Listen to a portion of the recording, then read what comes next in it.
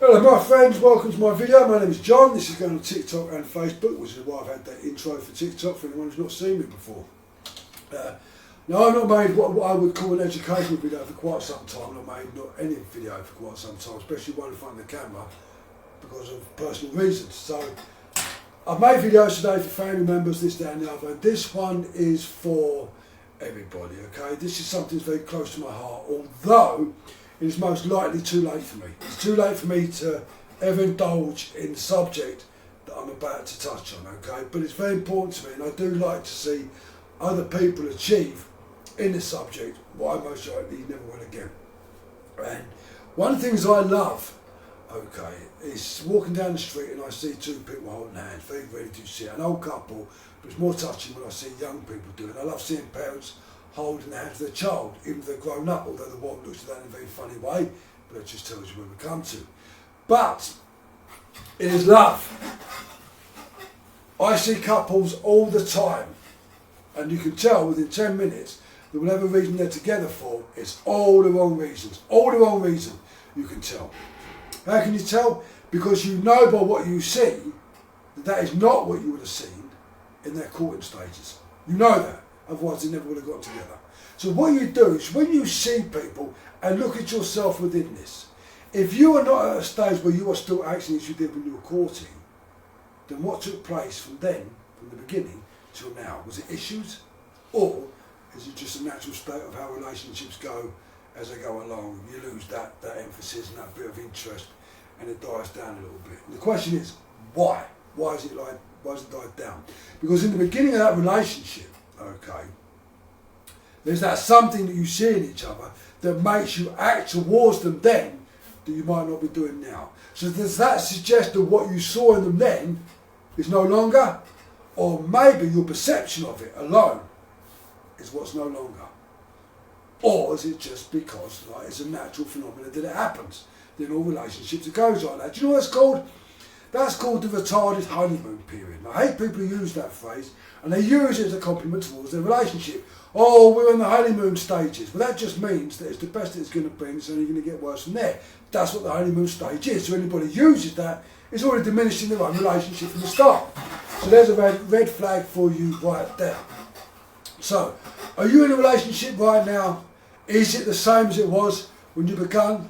Are you expressing that feeling towards them as you did back then? Because if you didn't express some kind of feeling towards them at the beginning, okay, you wouldn't be together.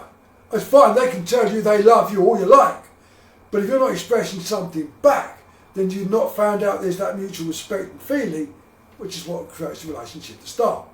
So they express something to you, you express something to them, you saw a mutual attraction, and then you went on.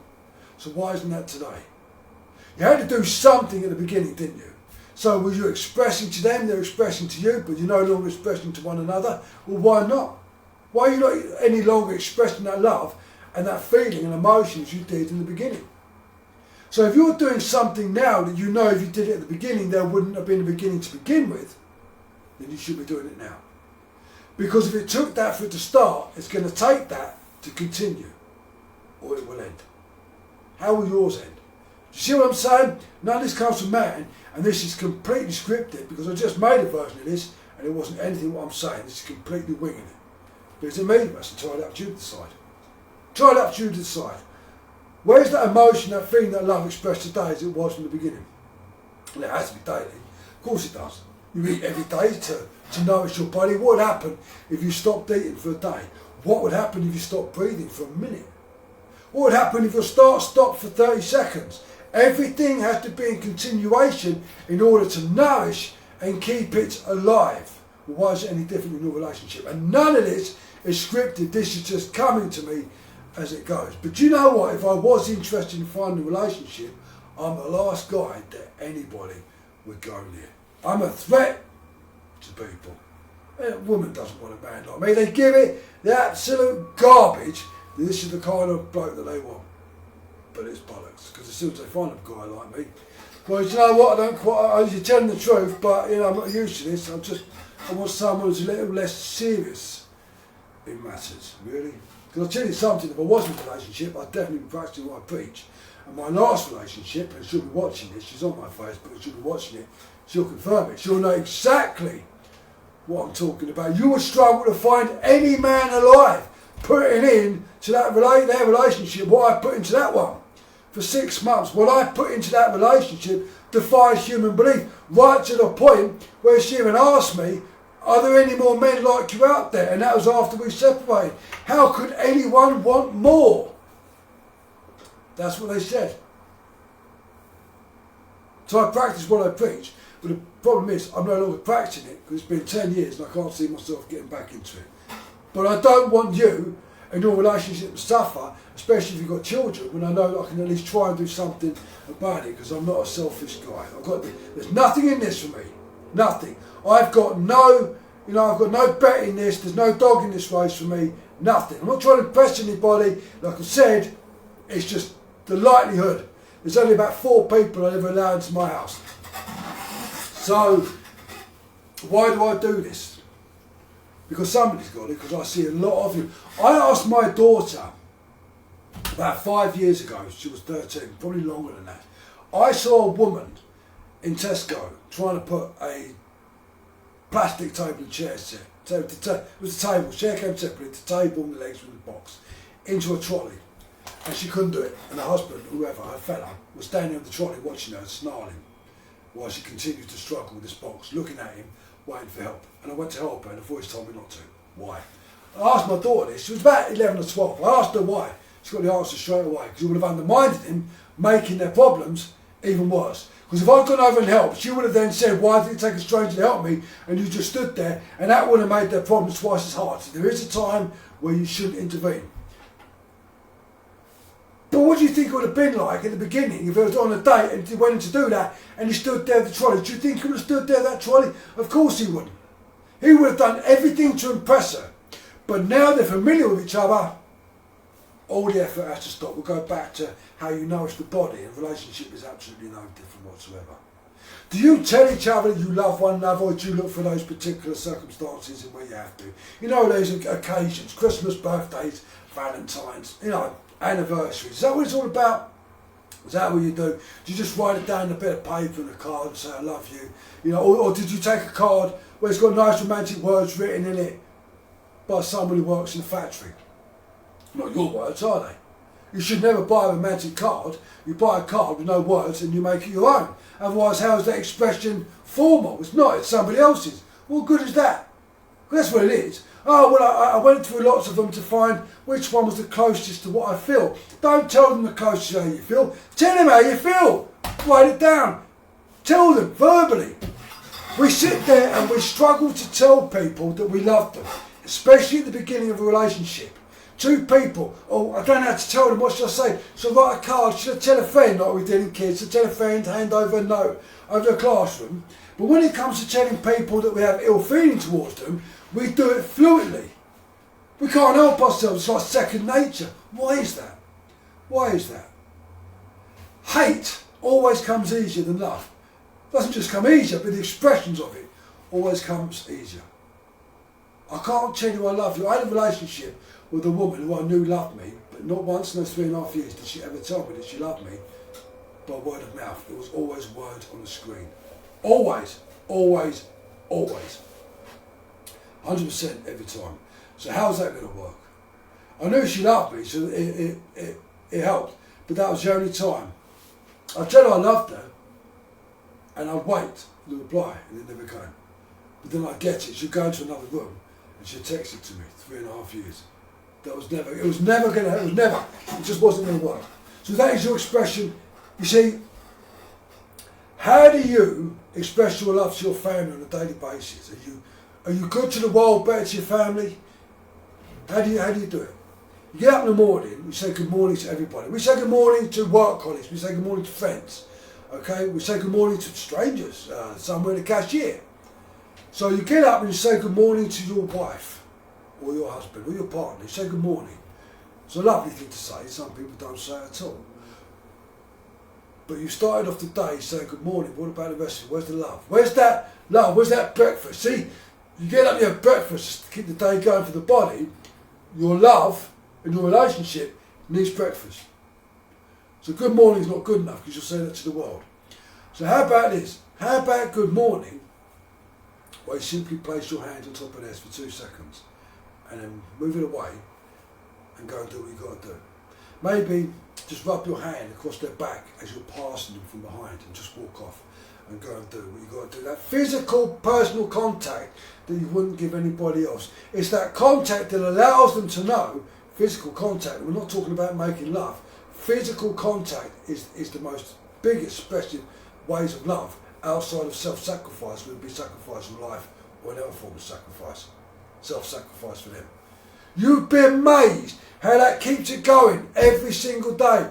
A kiss on the back of the head, that touch of the hand, that stroke of the back, that little favour. What can I do for you today? What can I do for you? I can see you're busy. Is there anything I can do to help? Anything. I know you've got 3 chores to do. Can I do anything for you? You're doing the washing up. Is there anything I can get you from the shop to save you having to go? Anything, anything and anything. Can I do the drying up? You do the washing up. I'll do the drying up. I'll do the putting away. We'll do it together. Doing something together does not mean that you have to go out together or have a cosy night in together. It can be anything together. You do the housework together. You do the shopping together. You go and have brunch or dinner together. Or if you haven't got the money, you buy a little something from the supermarket and sit down at a table with everything turned off and have it together. Because if your phone is on, you're not together, you're still with the rest of the world. Somebody does not have to be sitting in your home if you're talking to them in order for them not to be together. If the TV's on, any attention paid to that TV, you're not together. This is why when you go out together, you shouldn't go to pubs and clubs. You should do something personal, like cinemas and restaurants. Because if you go to a pub or a club, you go there together, you go through the door together, but then you separate and you're talking to so many people. By the time you get home, you end up asking each other, how was your night?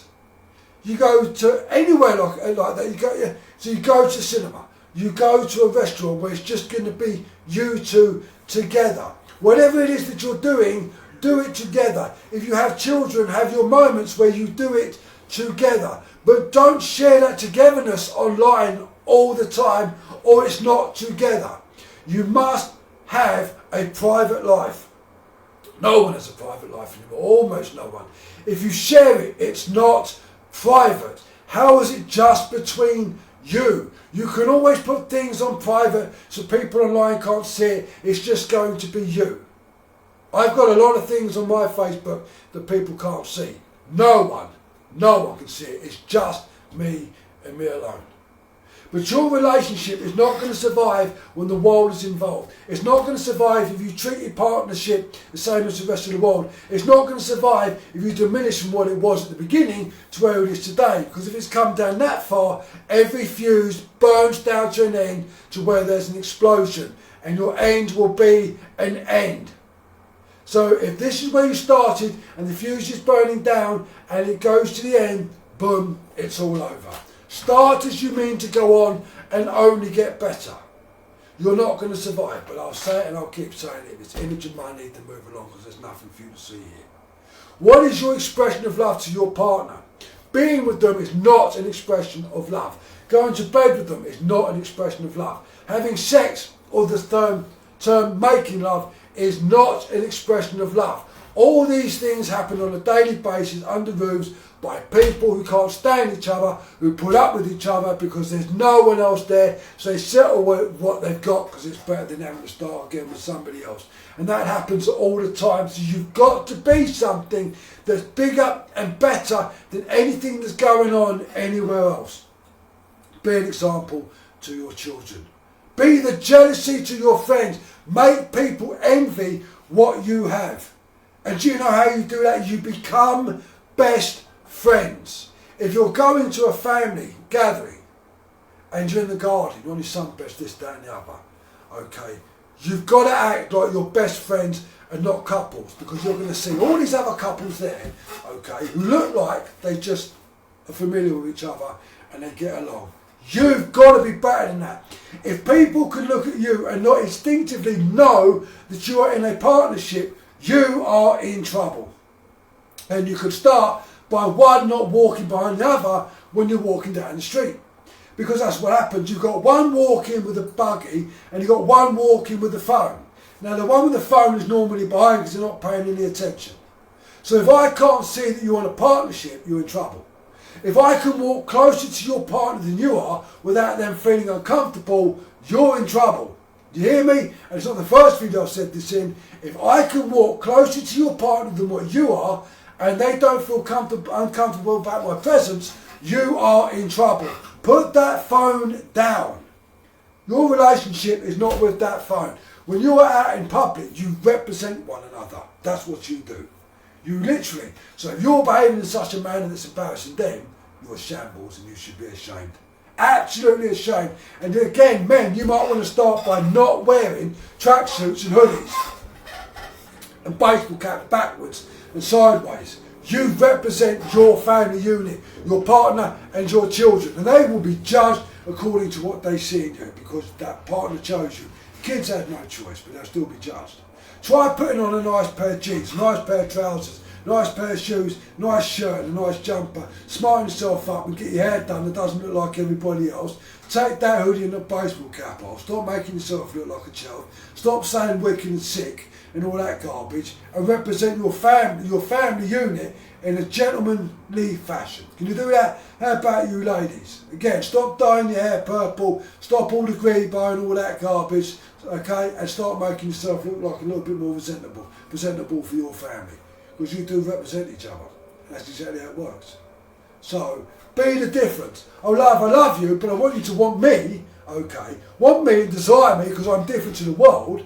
Well, that's what you do in a partnership. That person, you're supposed to see something in them you don't see in others. But that person is dressed the same as everybody else. Their hair is the same as everybody else. The piercings are the same as everybody else. The tattoos are the same as everybody else. Everything they do and say and wear, think and watch and listen to is the same as everybody else. Then what on earth have you found in them that you don't find in anybody else? It's a contradiction. Absolute contradiction. And all you men and women out there who make yourself look in such a fashion, like the hoodie and the tracksuits, thinking that these women go fit, men shaving their head bald with a billy goat, which is what I don't mind sometimes, but I do it for the right reasons. If you're doing something in your physical image to make women attracted to you, be aware, if they are attracted to you, they're going to be attracted to everybody else who looks like you as well. So that's not going to work out for you, so you might want to rethink that one. I know what I'm telling you is 100% ace. But what you do, what I do is entirely up to you, but everything that I do is entirely for you. And I'm already aware before I do it, it's going to go in one ear and out of the other in most occasions. But you're never going to get this anywhere else. And I've got no dog in this race, as I say. None. None. I represent my videos, so I wear this shirt. A bit dim, don't care, I'm not spending £1,000 on 4K video. This is about what you hear. But the fact I've taken my time out to make this video for you, that should mean something to you, because I do love you, that's why I do it. Again, there's no dog in this race, so this is purely for you. But in the end, it's going to be your relationship. Relationship. Let's see if we're going to make it or break it according to what you take from this video. You might be all smoothed up and you might take great advice from this video and you might start putting yourself more into it, but then slipping back to where you are. If that is the case, that means you really are doing it out of effort, and I'll say it again, your day of demise is already set. Because if it is an effort, and if you're having to make an effort, it's not fluent, it's not natural, it's not from you, okay, and you've got no chance. You're either just going to stick with each other because it's better than moving on, which is going to be bad for both of you and the kids, and it's just going to get worse as it goes down the line, or you're just going to end up separating anyway and doing it all over again, maybe not learning your lesson and repeating that right throughout your life until you've got so many notches on your bedpost that your bedpost doesn't even exist anymore. But that's entirely up to you. Take it easy, guys. I love you. That's why I do it. Bye-bye.